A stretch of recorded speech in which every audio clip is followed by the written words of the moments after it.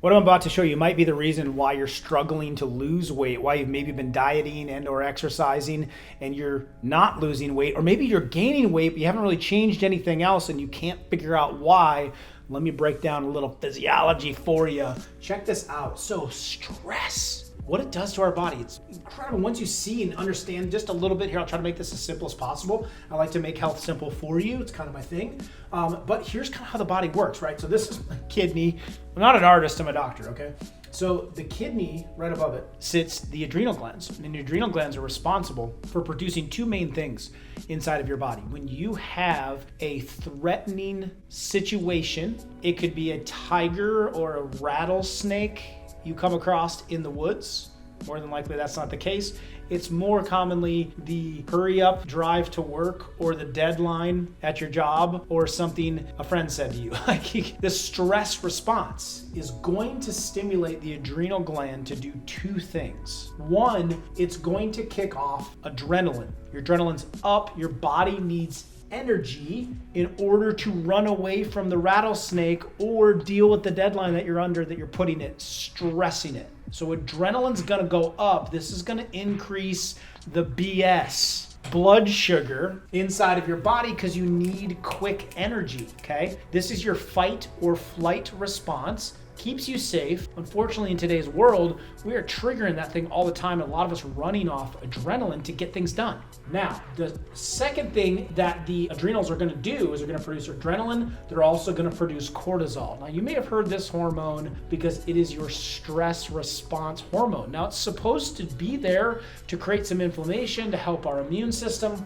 But what it primarily does is the adrenaline rush is gonna wear off. The blood sugar is gonna dip back down, and cortisol's one of its job is to replenish the energy in the system in case you see another rattlesnake, in case you're met with another stressful fight or flight situation. So it needs to get energy. And your body is very efficient. So it knows the fastest way it can restore energy is to make you crave sugar.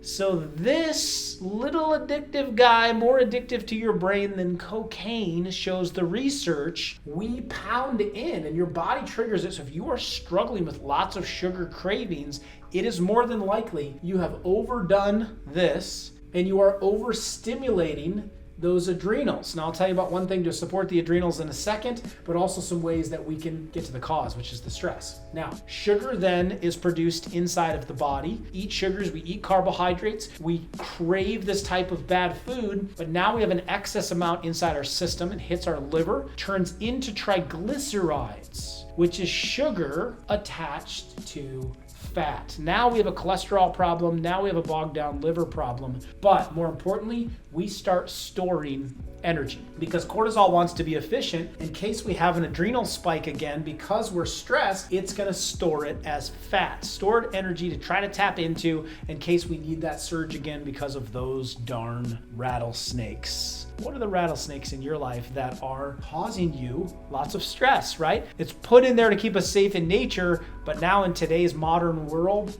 it's firing all the time.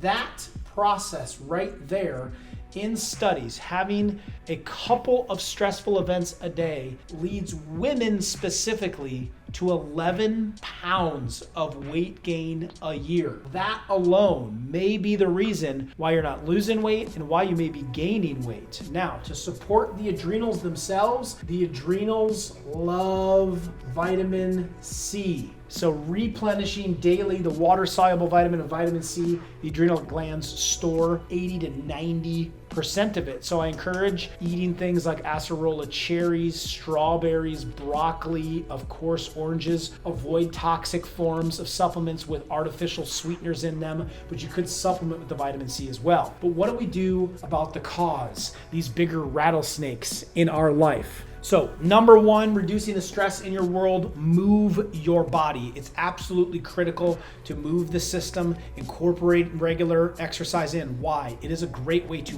burn off that stress So it's not taxing the adrenals, the adrenaline, and the cortisol. It's getting burned up in the energy that you're using to exercise. So to deal with this, put in movement as much as you can, whether you're on a phone call, you're maybe in a meeting that's stressing you out, walk while you do it, or at least get in a 10-minute workout or some kind of exercise in the morning. Number 2, when you do get to this point and cortisol is spiked and you went through the adrenaline situation and you're getting the cravings, can we start choosing other healthier options for food? That if you put in the bag of chips here, if you put in the pretzels, if you put in the pizza, if you put in the soda, at this point, you are asking for that gain. So if you do have to replenish some energy and you are hungry right there, could you go to salted nuts, right? Or nuts in general? Could you go to a smoothie? Could you go to maybe a Dr. Livingood coffee with some healthy collagen in it? Can you reach for a better snack alternative to not force and cause the weight gain?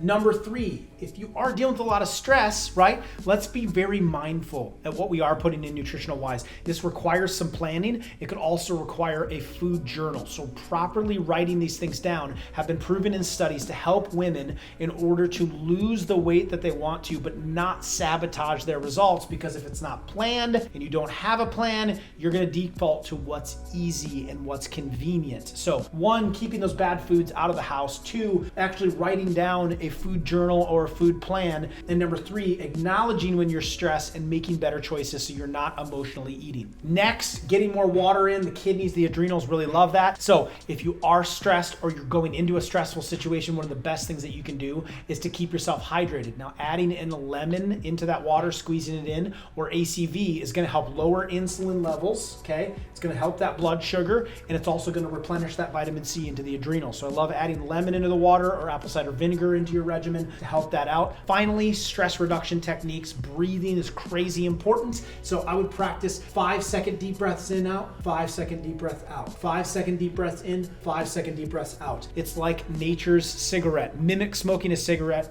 Do this for 1 minute, multiple times a day, especially after your stressful situation. Part of the success of smoking the cigarette is the impact that it has on stress reduction just because of breathing. So don't actually smoke, but mimic that. Studies show that it significantly reduces that cortisol and adrenaline effect inside the system, and make sure you don't have impact long term. You can decrease this threat to your weight and avoid the 11 pounds of weight gain by managing the stress in the system. If you need some de-stress help, I put an herb, 2 of them that are adaptogenic that help to lower the stress and the cortisol inside your system. And check out this video right here to really understand if and how much stress is taking its toll on your health. Check this video out.